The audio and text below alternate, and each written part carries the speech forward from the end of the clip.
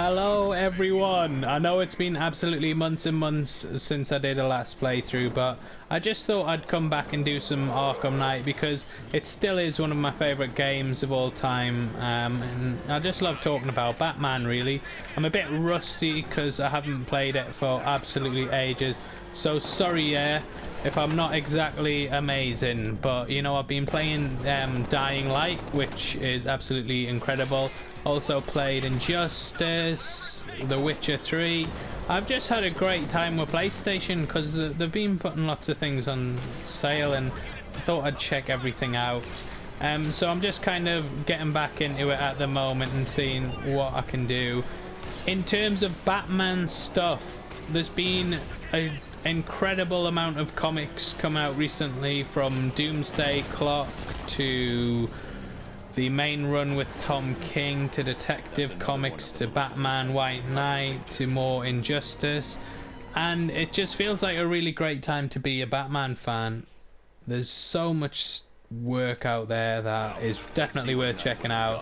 One of the best stories I've read recently is by Tom King called I Am Suicide, and it's sort of is about Batman taking on Bane head to head, and it's very much a sort of sequel to Nightfall. There's lots of homages in it, such as Batman gets his back broken, well, not a butt broken, but he gets pretty messed up, you know. I mean, Bane just loves breaking people's backs, so he breaks his back, throws him in the pit that he was trapped in as a kid, and Batman's kind of got to survive to show he's man enough to face Bane. And it's just a brilliantly illustrated comic book.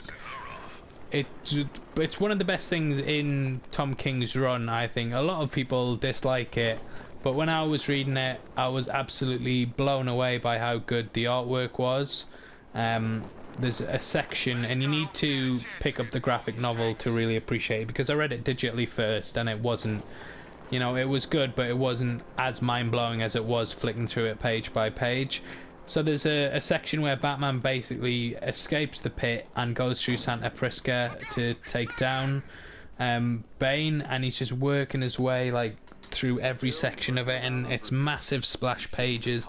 There's hundreds of guards on it, and it's just brilliantly put together, and I definitely recommend that you pick up Tom King's run in general. It's not outstanding, it's not at the level Scott Snyder's was, but there's a lot going on. I'm a bit angry at Scott Snyder actually, because in Batman Endgame, the beginning of it, Batman goes in a suit called the Justice Buster, which is, he has to because the Joker's poisoned the Justice League with new Joker toxin that's made them go crazy and want to attack Batman.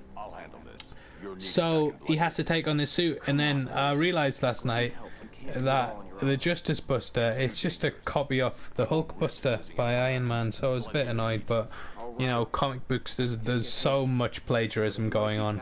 I actually think Marvel stole more from DC than DC have stole from Marvel, although the recent movies might do that. So another thing I'll probably want to talk about is the recent movie Justice League. When I first went to see it, I was like, yeah, it's fine, I don't know why everyone hates it. I should pick my targets wisely. Just shoot. Why is it not working? So Justice League, first time I watched it, I was like, yeah, it's fine. The more I've thought about it, the more ridiculous it is. Like, there's so many little things in it that I just don't understand, such as Batman, Superman is dressed up as Clark Kent at the end of it, and it's just like, well, didn't this guy die at the end of the last movie?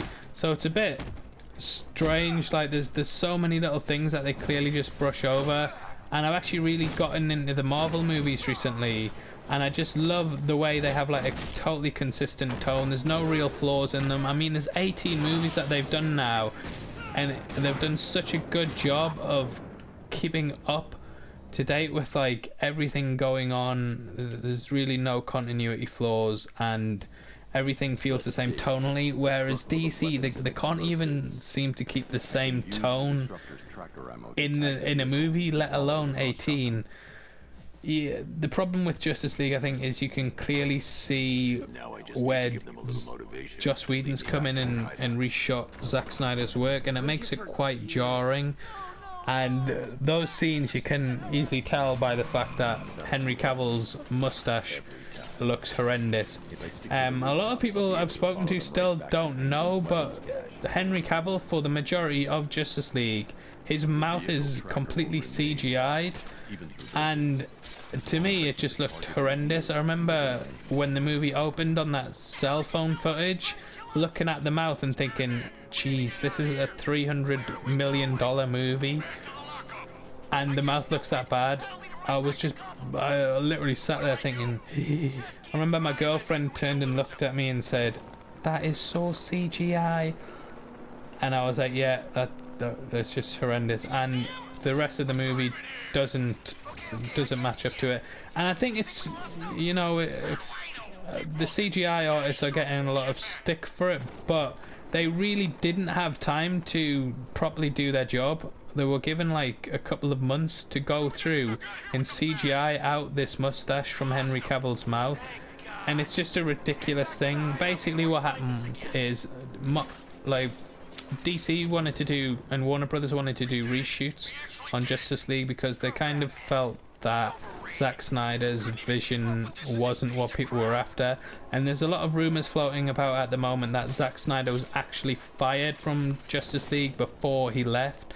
Like he had a family tragedy where one of his children committed suicide and then he departed from the project. But there's some rumors going about that was sort of just nicely put across by Warner Brothers, like they did actually fire him. So anyway, they wanted to do reshoots, and Henry Cavill is contracted for Mission Impossible 6 to have a mustache as part of his character. So for some stupid reason, just to be dicks, Paramount said that he wasn't allowed to shave for Justice League and that he had to have a mustache for the part, which is, it's completely ridiculous. And Warner Brothers actually made footage where they CGI'd a mustache over Henry Cavill to show how good it looked, and apparently it did look really well, and still Paramount were like, nah, that's not for us, that. So they just said no, and Warner Brothers obviously fuming had to quickly go back and CGI out all of the mustaches, which is ridiculous. But you know, it makes for a funny story to tell people. I unfortunately think it just makes the movie completely jarring.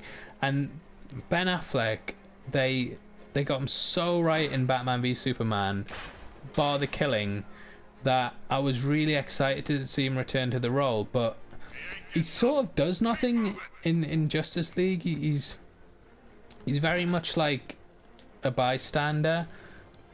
There's no real point in him being in the film.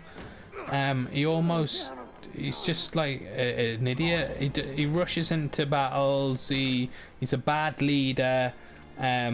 He's no match for the villains, and it's just it's just a poor characterization, because being a massive Batman fan, I've seen in comics how they can properly do him in the Justice League and make him like a great member of the team, and it's ridiculous that this happened. And when Superman showed up and he was like, I thought you didn't like me, and he's like, I don't not like you, I was just blown away by how bad that line was. And the fact that they try to force that Clark Kent and Bruce Wayne had this amazing friendship is ridiculous, because they weren't friends at all. They had a fight and had about 2 minutes together. There was no friendship there, so I don't know why they try to play it up like, oh yeah, you know, these two lads, they were friends all along. So there's quite a lot of things in the movie that were just poor, and it's a shame, because just Warner Brothers, they really need to hit the Wonder Woman was great, and it would have been brilliant if they had a follow-up that was just as good, and you know, this was an opportunity to show that they were back on track, but they messed it up.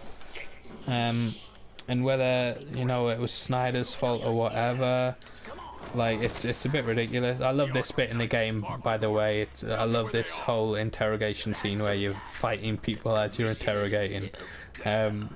Brilliant. It's a huge step up from Arkham City and Arkham Asylum, where you just would stand there interrogating people.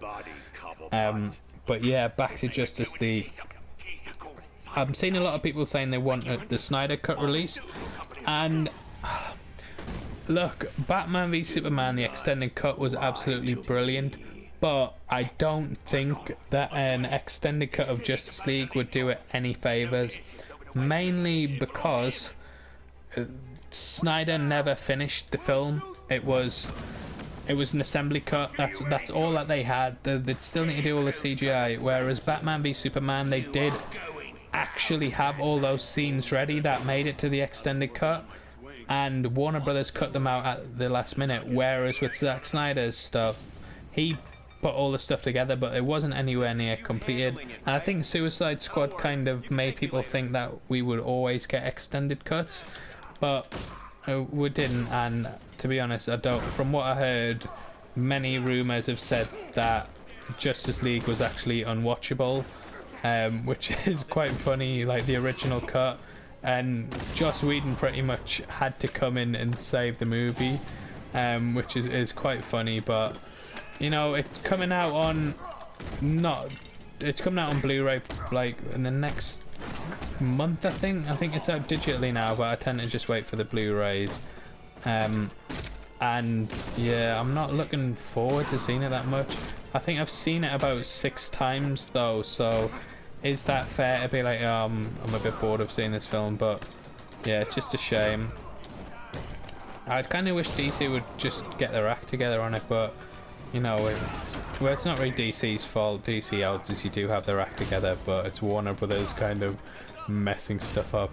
I don't think Zack Snyder should have been given as much control as he was. Like, Warner Brothers have this weird thing where if someone messes up on a movie, they still give them like another chance, i.e. like Man of Steel. I enjoyed the movie, but a lot of critics hated it. It didn't make very much money, and then they decided to give him Batman v Superman, and that messes up. And then they decide to give him Justice League as well. I know his wife is like one of the executives at Warner Brothers, but just seems a bit weird, doesn't it? Like, if someone kept messing up, like, you're dealing with a lot of money here, just get rid of them. Like Nightwing, yeah, he's one of Batman's best mates because he didn't fuck up. He doesn't fuck up, the lad. If Nightwing was Zack Snyder, he would have been dead on the first night. But I don't want to fully rip the guy apart because I know he is going through tragedy, which is very, very sad.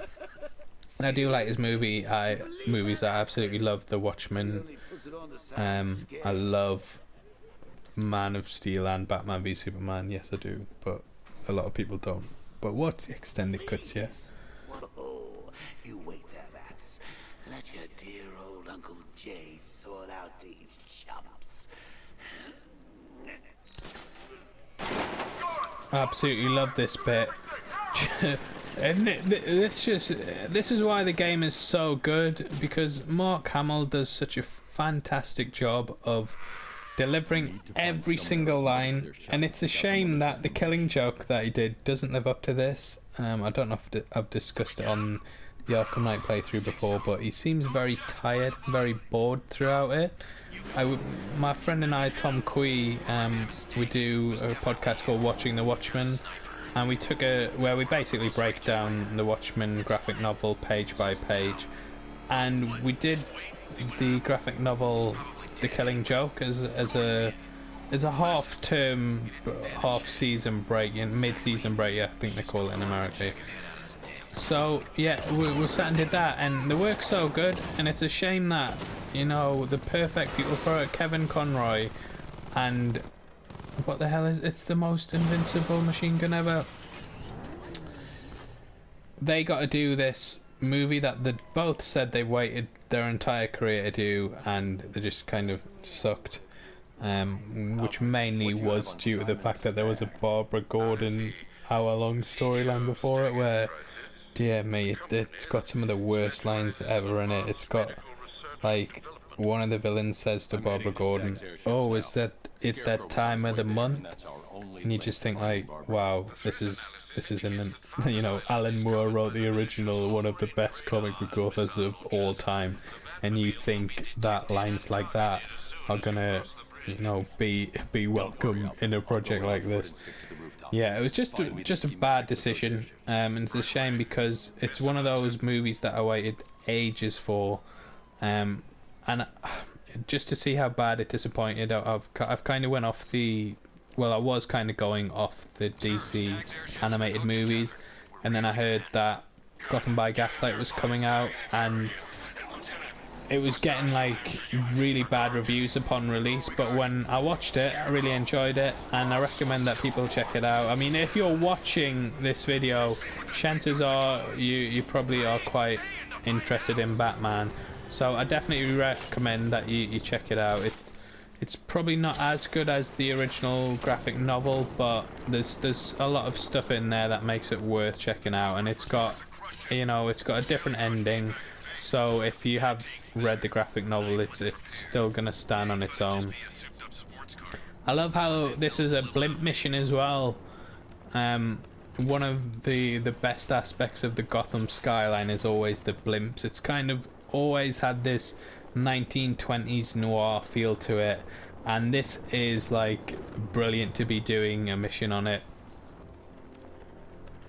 So there's Simon Stagg and his blimp. A little bit of trivia for you in my personal life. I'm actually going on my stag do very soon, and another little bit of trivia for you. I'm dressing up as Nightmare Batman.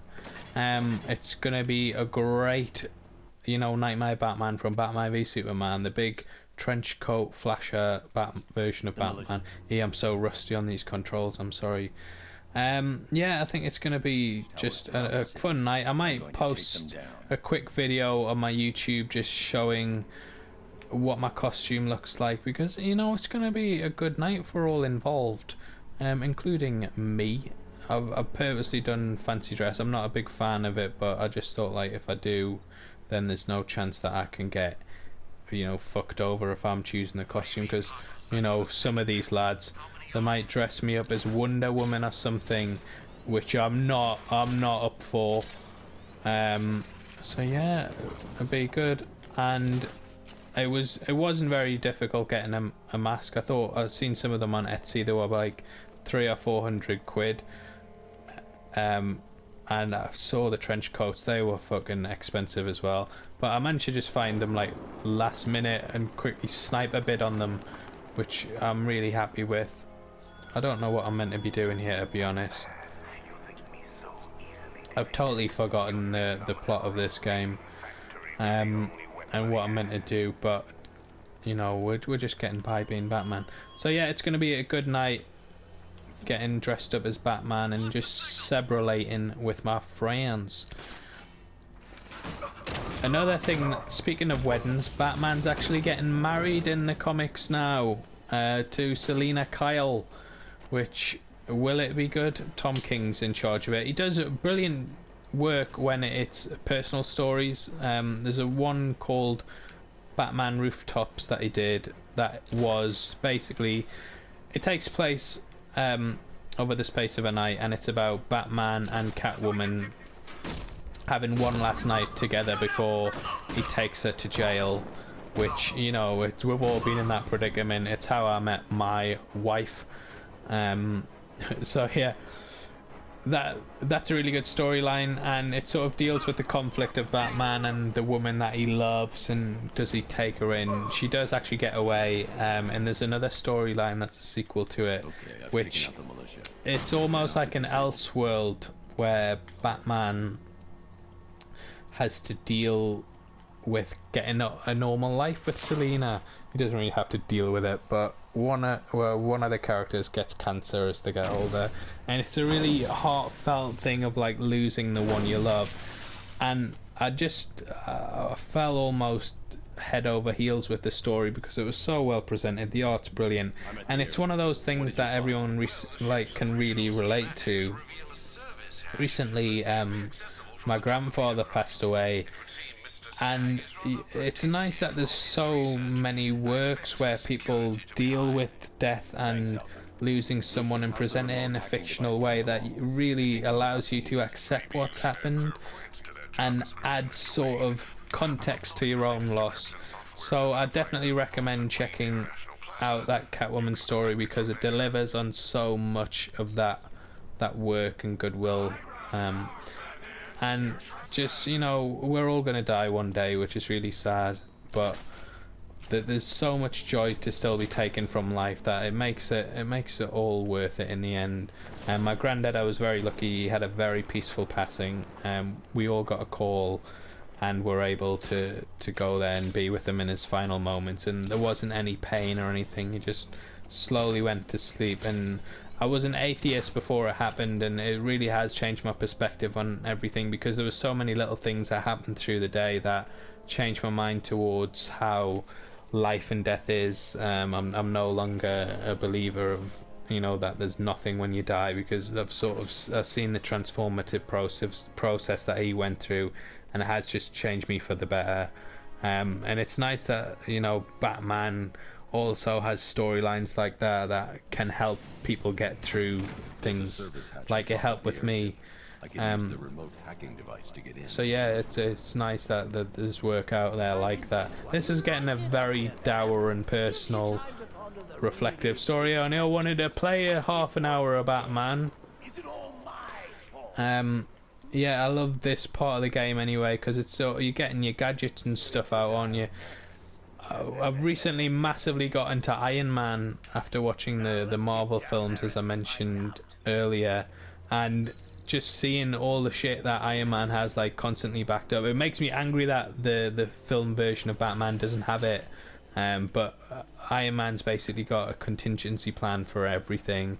I love how in the Marvel movies as well, he never puts his suit on the same way in any movies.